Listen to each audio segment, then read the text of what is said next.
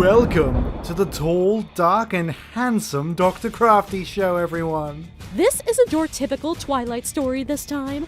Today we're doing a death battle of Dio versus Alucard. It obviously isn't a surprise that we'd have a Jojo character on one of these death debates, especially since I love Jojo so much. So why not cover these two question my sexuality vampires for a debate to the death? Does this make you Bella since you're so in love with these vampires? I said question, not confirmed.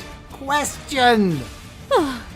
With how flamboyant you act sometimes, it makes me question. Well, why don't we see these two vamps in action? I'm Dr. Crafty. And I'm Nurse Worse. It's our job to investigate the pros and cons, along with similarities of the characters to get to the bottom of which character would be superior in battle. Now let's settle this with a debate to the death! Roll the footage!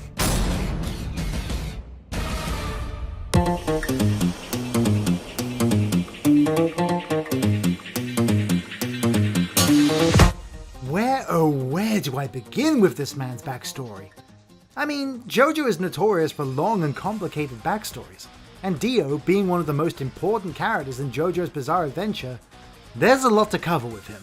You do realize we are on a time limit, right? You're going to have to sum up his story in a decent amount of time without your nerd boner going off too much. Fine, but I'm not doing it honest trailer style, because I don't want to puncture one of my favorite series with unrealistic descriptions. I'm still questioning if you're questioning, just so you know. Dio Brando is JoJo's Bizarre Adventure's biggest villain when it comes to this show. He was raised by his abusive father, Dario Brando. That same abusive father hurt Dio's mother. This then led to the beginning of his turn to villainy by killing his father. With his father lying on the ground, breathing his last breaths of life, he tells Dio of George Joestar's debt, sending him to the mansion where he plays as a gentlemanly brother to Jonathan Joestar. Talk about evil. But Jonathan figures out that he is ill-willed. Jumping ahead a couple years, they both attend an academy. Still acting nice to Jonathan. Dio goes to poison George as he did his own father, but Jonathan catches on by reading a letter from Dario showing Dio's intent. Stuff happens. Dio gets a cursed mask to turn people into vampires, goes back to the mansion. Jonathan wants to get him arrested, but in the process, Dio stabs George, using the blood to activate and thus transforming Dio into a vampire. Oh boy. At this point, this is all the backstory you really need for the death debate. But man, this story is so long, someone could write an abridged series about this. Wait. Now on to this man's abilities, and let's say this guy isn't the easiest opponent, as to be expected of a vampire. To start off, let's talk about the obvious, Zawaldo! Also known as the World. Like most stands, it can only be damaged or killed by other stands.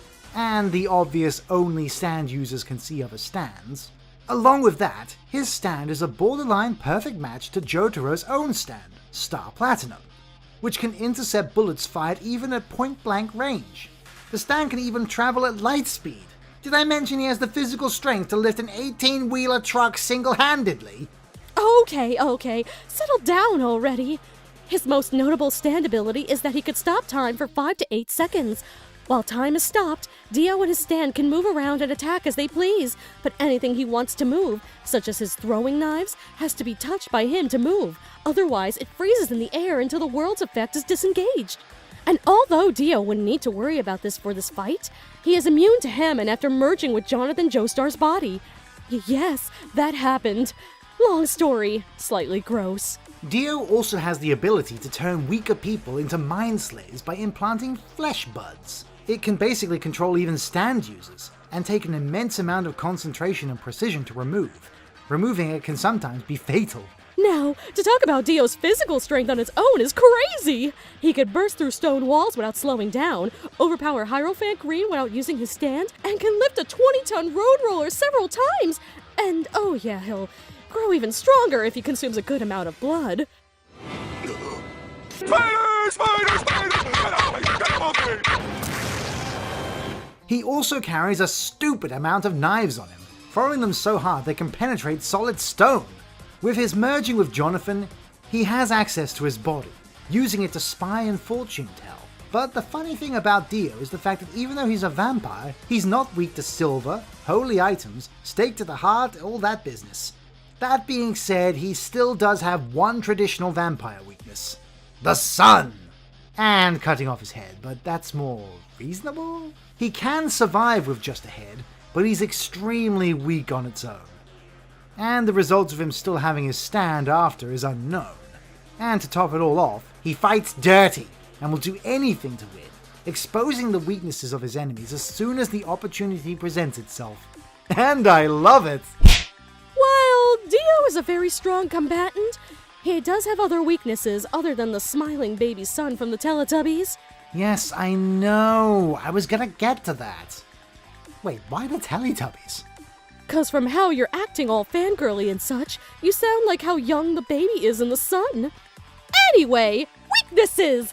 While Zawaldo can stop time, the repeated use of it will make it less effective, meaning his foes can move around longer in the frozen time until they finally freeze. And while Dio seems immortal, if his stand is killed, or vice versa, the other one will die also. After merging with Jonathan, he seemingly lost a lot of his vampire powers, like the Flash Freeze and Space Stinger eye beams. Along with this, his regeneration is much slower than Alucard's, and he dies if he loses his head. And as stated before, he is weak and can be killed by sunlight. Zawaldo has no projectile, so its range is limited to 10 meters. There's also the fact that Dio needs to be conscious of summoning Zawaldo and not in shock or unfocused. And while he is an evil man, he still has the will of Jonathan inside him, which can paralyze him in his decisions at times. While using his stand and its time stop, he can't really physically interact with his opponent because that would then get time moving again. But he can set up traps and knives instead. And like myself, he's very cocky and sometimes underestimates his opponent, which can be a major flaw. And like anyone, he has great stamina, but can be worn out if his opponent is tough enough to survive his onslaughts. Well, that was a mouthful. Kinda like Kakyoin and his love for cherries. I think it's time to see the other combatant.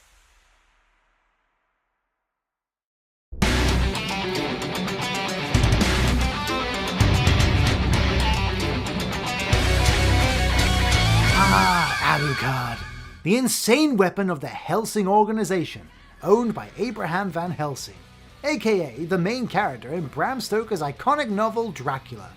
Spell it backwards, you'll have fun. There's a lot less to say about Alucard because he's not a Jojo character, but his personality makes up for it. I guess you could say he's a murderous assassin vampire that has a case of bipolar. This guy seriously gives me the creeps, but I still find him amazing either way. His facial expressions are always on point, and his sense of fashion is exceptional. Perfect for a vampire, of course. Oh, alright, now who's favoring a vampire? Get to the Carfax already. Fine. To start off, he can walk through walls. Can he disappear and fly? Is he much more unique than the other guys? Crafty, shut it. Yes, he can do that. But as I was saying, he's really cool with his absorption of people he drains the blood of, because he acts like an encyclopedia of all those people, and can even summon those people under his command, like a little army. Along with that, he can absorb their memories too. He can also hypnotize weaker people and create illusions. He's like the vampire Deadpool when it comes to regenerating. He's been beaten to a pulp, even by holy weapons that kill other vampires. And he was once reduced to little more than a puddle of blood, and just walked it off. Alucard also wields guns with bullets made from the True Cross, making them deadly to other vampires, and with a high enough caliber that it can't be wielded by ordinary humans. These guns can kill most supernatural beings with one shot. His weapons hold way more ammo than realistic guns, simply because the writers think reloading is boring, while I personally think it would be a cool effect to see. This man also has immense strength and speed, natural for vampires of course. He can wield two-handed weapons single-handedly, and move fast enough to avoid bullets. But he's weaker than the Captain. Somehow. He's like Sonic fused with Reaper. He's also a weatherman, being able to bend weather to his will to a certain extent, common examples being fog and thunderstorms. He also has the cool ability to summon souls of creatures he's eaten in the past as familiars under his control. They have abilities from when they were alive, but stronger souls he cannot control. He's also very shifty, being able to shapeshift from shadows, other humans, animals, and even inanimate objects, even going as far as becoming mist when he's immune to pain, but unable to attack himself. Though he can create illusions, he's also resistant to them, and although he's less arrogant than his opponent, He has a gigantic ego. Da-da-da. Now his weaknesses. Unlike Dio, he cannot move across moving water. The destruction of his coffin can kill him, and the more damage he takes, the longer his regeneration takes. Eventually he would die if killed enough times without absorbing more souls to restore himself, but seeing as he's absorbed over 10,000 souls, that could take a while. Also, if the souls composing Alucard's form are all destroyed, he will lose his immortality, and in order for him to access higher strength and powers, he has to recite an incantation. He revels in fighting, which can be good, but bad in the sense that he'll drag them out so long that he becomes weak. Even though there's a great benefit to gaining abilities from people he's absorbed, he gains the negative powers as well, and that can work against him. But I mean, he can't be killed by the sun though. He just doesn't like it. Like you, Doctor! That's why you always stay cooped up in the lab and keep the curtains shut! Okay, let's settle this with a death debate. Segway!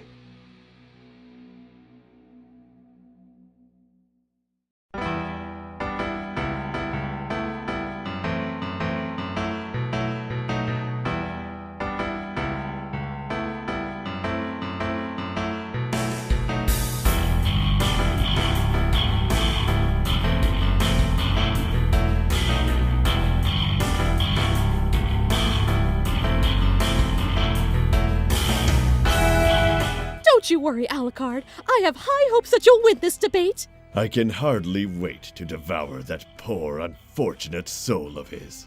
I look forward to adding him to my ever-growing collection of familiars. Right, like that. My precious, fabulous Dio! I can't wait to see you pummel Alucard into the ground, especially with the word. Be quiet and step aside. This won't take long at all. Yes, of course. You mean the world, though, to me. What? I said the combatants are set. Let's settle this with a death debate! What a lovely night it is. Wouldn't you agree, Dio? Indeed. This'll make my job a lot easier. Well, since you're a vampire like me, I see how a daylight meeting could become a tad uncomfortable for you. But I won't need the sun to kill you. With my army of familiars and the powers garnered from the countless souls I've devoured, I could eliminate you in an instant. Do you think there's only one of me? That's cute. I, Dio, have someone to help me as well, you know. But it's someone stronger than you, and you can't even see him. Zawardo!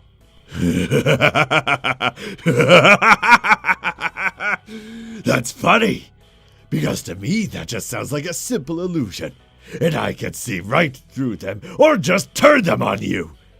Don't get so ahead of yourself, unless you'd like to see if you can survive complete liquefaction.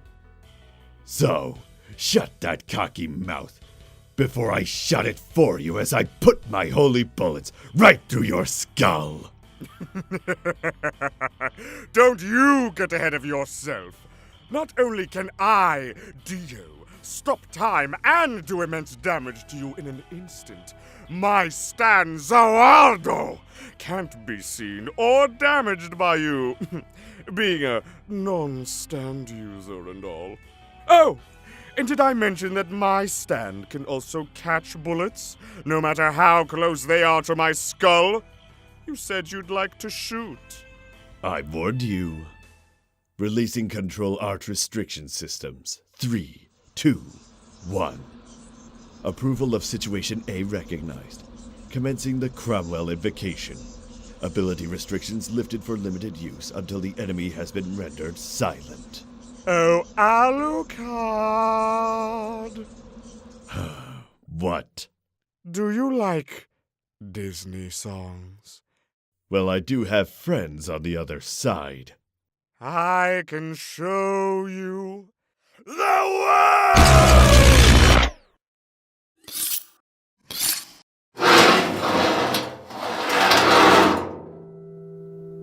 Sorry, old pal, but I think it's time to put you in your place.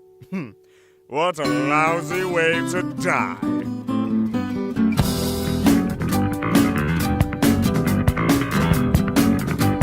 Jeez, I'm used to dealing with one egomaniac, but there was way too much ego in that debate that I can handle. Goodness gracious, Dio had such a breathtaking performance indeed. I smell a winner over here. Yeah, you really need to take a shower after this. You haven't bathed in like a week. On to the results! And the winner is... You thought the winner was going to be Alucard. But it was I! Dio! I knew you'd win, my fabulous boy. Questioning. Shut up. Anyway, it makes perfect sense why Dio won over Alucard. The biggest point being that Alucard cannot do anything to Dio's stand, or even see it. His bullets are ineffective due to Dio's stand's speed and hypervampiric senses. The only valid way of Alucard winning is if he held out the battle long enough for the sun to come up, and kill Dio that way. Along with that, the more Alucard releases the power from the souls he's consumed, he becomes more vulnerable. With that, the game is playing for Dio's team.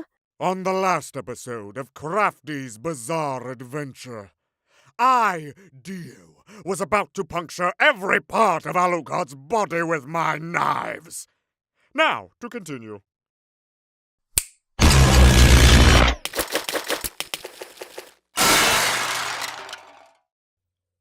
don't feel so good. Oh, seriously, Infinity War? Are you kidding me?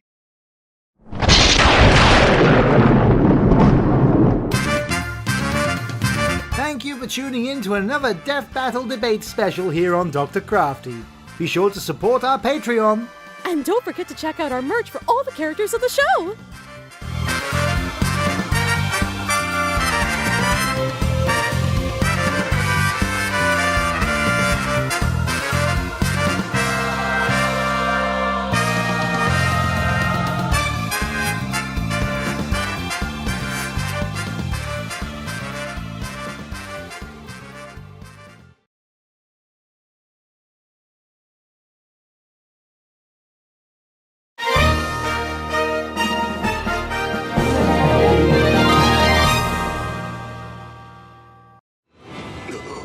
Spiders! Spiders!